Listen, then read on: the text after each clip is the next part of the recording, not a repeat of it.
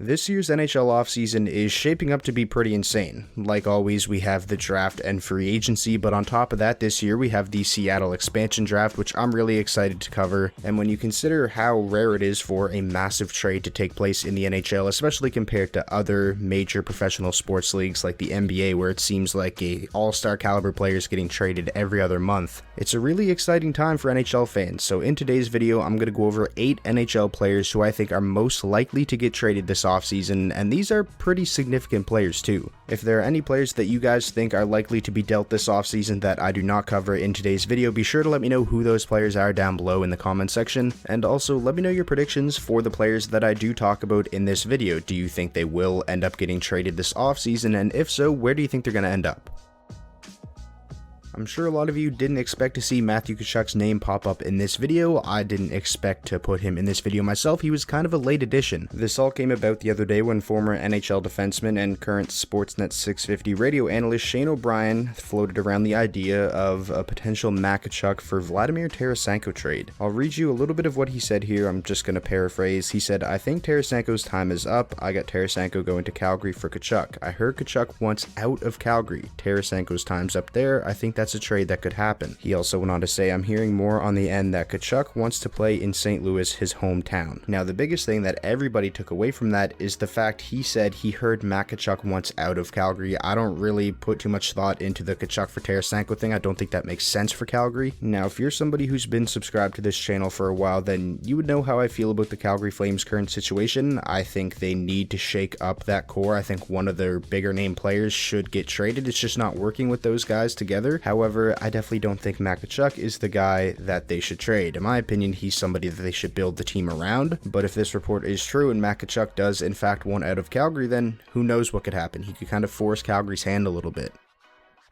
Since we're on the topic of the Calgary Flames, let's talk a little bit about the guy from their core that I think it's time to move on from, and that is centerman Sean Monahan. The only problem when it comes to Sean Monahan, in my opinion, is the fact that his value right now is probably at an all-time low. He's coming off of 2 very disappointing seasons after having a career year in 18-19, 34 goals, 82 points, over a point per game. He really hasn't been able to get back to that level, so that's my only worry, is his value not being extremely high at the moment. Now, on the other side of things, something that I think could boost Sean Monahan's trade value is the fact that he only has 2 years remaining on his contract. He's 2 years away from unrestricted free agency. He doesn't make an outrageous amount of money, so I definitely think that's a plus. I just really believe it's time for Calgary to shake up their core. That's my sole reasoning for having Sean Monahan in this video. Of the guys who, in my opinion, are a part of their core 4 forwards, Elias Lindholm, Johnny Gaudreau, Matt Tkachuk, and Sean Monahan, Monahan is the guy that I would be most comfortable moving on from if I was Calgary. I think Monahan would fit best somewhere as a second-line center, whether that's somewhere else or in Calgary. I just don't really believe he's good enough to be a #1 center on a true contender. If you remember, before the season started, there was a lot of talk about the Arizona Coyotes potentially moving their captain, Oliver Ekman-Larsson. The only thing that made it so difficult and what prevented that from happening is the fact that the ball was completely in Oliver Ekman-Larsson's court. He has a full no-move clause built into his contract, and if I remember correctly, the only 2 teams Ekman-Larsson was willing to waive that no-move clause to get traded to were the Vancouver Canucks and the Boston Bruins. Oh yeah, and another reason why trading Ekman-Larsson isn't necessarily the easiest thing for the Coyotes to do is the fact he has a enormous contract. So obviously last offseason they weren't able to get anything done, but according to Elliot Friedman, he reported this on headlines during Hockey Night in Canada on Saturday. OEL and the Coyotes, they're going to try and have another crack at this, try to work something out. His exact words were, "The 2 sides are going to try again, but this time around they're going to approach it differently." What Ekman-Larsson has told the Coyotes and what the Coyotes have agreed to do is they're going to go out there, check the market, and they're going to bring a deal to him, and he can decide if he's comfortable with that team. Now, I don't know if it means this, but I kind of took that as Ekman-Larsson may be willing to go to a team other than Boston or Vancouver this time around, so that should make things a little bit easier for the Arizona Coyotes. I honestly really struggled to picture what an Oliver Ekman-Larsson trade looks like because, yeah, he's a good offensive defenseman, but I don't think he's an elite offensive defenseman, not one of the best in the league, and he really doesn't bring much to the table defensively. So when you factor in that and the fact that he's 29 years old and is still in the early parts of that enormous contract, just how valuable is he really? Is there going to be a team out there willing to give up a ton of assets? This is the big one. This is going to be a massive trade, and I truly do believe Jack Eichel is going to get traded at some point this offseason. The Eichel trade talk really started to heat up after his exit interview at the end of the Buffalo Sabres season, where he talked about the disconnect between his camp and the Sabres regarding how to handle his injury. Also, the part of the interview where Eichel said he just wants to be ready to play next season wherever that may be was really telling. The relationship between Jack Eichel and the Buffalo Sabres, it's coming to an end, and it seems like we could see an Eichel trade sooner rather than later, maybe even before the end of the Stanley Cup playoffs. The other day, Pierre LeBrun of TSN said that talks between the Sabres and teams interested in acquiring Jack Eichel are getting more intense and serious. There's also been a bunch of reports over the past couple of weeks of different teams being in on Jack Eichel. Columbus is one that I've seen, Chicago's another one. I kind of find those reports funny though, because I mean, what team out there isn't interested in acquiring Jack Eichel, right? This is definitely an exciting time though. It's not every day in the NHL we see players the caliber of Jack Eichel on the trade market. It may not be an exciting time for Buffalo Sabres fans, but for people like myself on the outside looking in, it definitely is.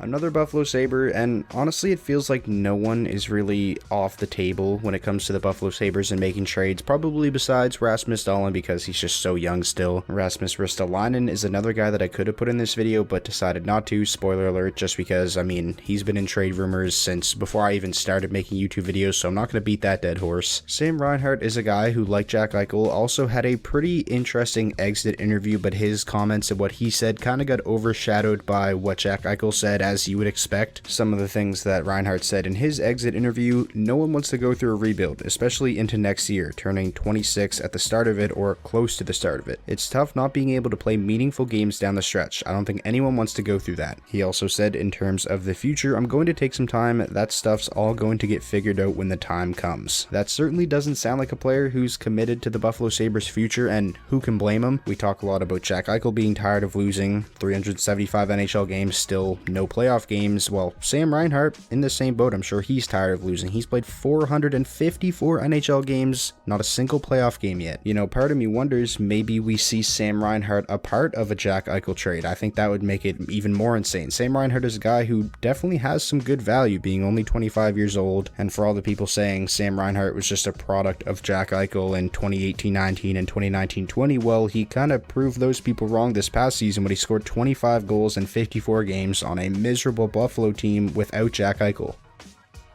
Morgan Rielly being on this list is kind of just me spitballing a little bit. There isn't any reports to back this up or anything like that, but I did want to have at least one player in this video where I'm kind of just making a prediction. After the Maple Leafs choked their series against the Montreal Canadiens and lost in the first round yet again, there was a lot of talk about the Toronto Maple Leafs needing to shake up their core. Fans especially calling for Mitch Marner's head because he was invisible in that series against Montreal and doesn't really have the greatest playoff track record, especially when it comes to scoring goals. But going off of what Kyle Dubas said after the Leafs were eliminated, it doesn't seem like he wants to move one of the core four forwards, John Tavares, Austin Matthews, William Nylander, or Mitch Marner. But I still do get the feeling that the Leafs are going to do something big. You just can't return with the same team, and I know there's going to be changes on the blue line into the bottom six and stuff like that, but I mean to like their top guys. And since Kyle Dubas said he isn't going to trade Mitch Marner, and he's obviously not going to trade Matthews, Tavares, and I don't think he's going to trade Nylander, I think it then goes to Morgan Rielly, who I think is a very tradable player because he has a very reasonable $5 million cap hit and is heading into the final year of that contract, so a team could even pick him up as a rental. So on top of him being, I think, a very tradable asset, also, if he were to make it to unrestricted free agency before being traded, I don't think he's returning to the Leafs just based off of their cap situation, so getting something out of him before that happens I think would be really beneficial. And also, I'm a huge fan of Rasmus Sandin. If the Maple Leafs do trade Morgan Rielly, I think Sandin is more than capable of stepping up and playing a much bigger role with this team. Again, like I said, I haven't seen any reports to back up any of this. I'm kind of just making a prediction here.